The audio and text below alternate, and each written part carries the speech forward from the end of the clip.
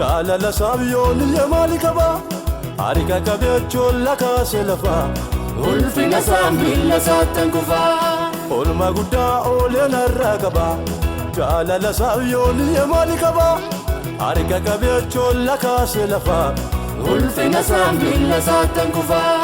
ulfina koodhisee saab shubbise gatiin baasa Alisa fi gatiin baasa warra diinota goosatu guffisee gatiin baasa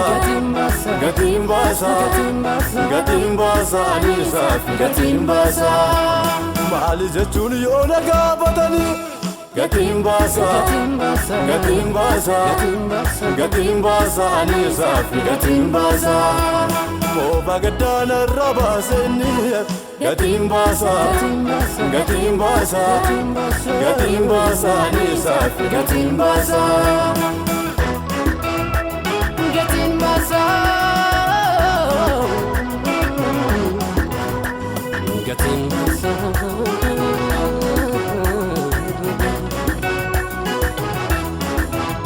nabjede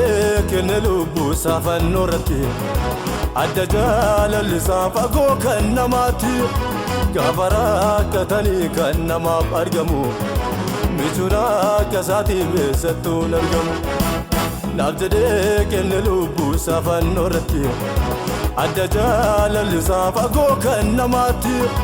gaafara akkatanii kan namaaf argamu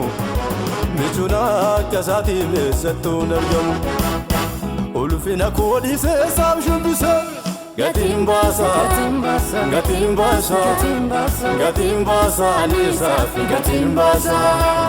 warra diinota goosatu guffisee gatiin baasa Alisa fi gatiin baasa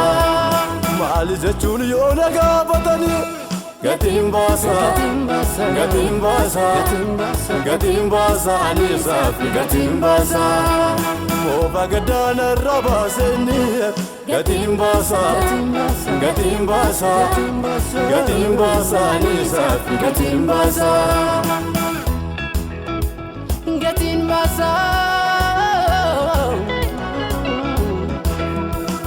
Abba jabaa koodha inni abba jabaa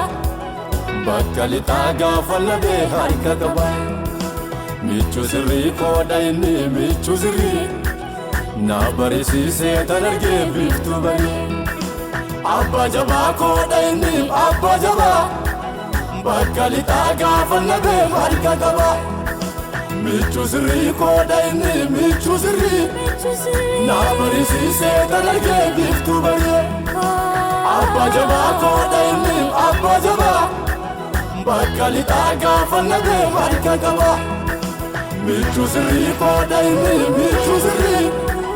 na barisiisee tan argee biiftuu barii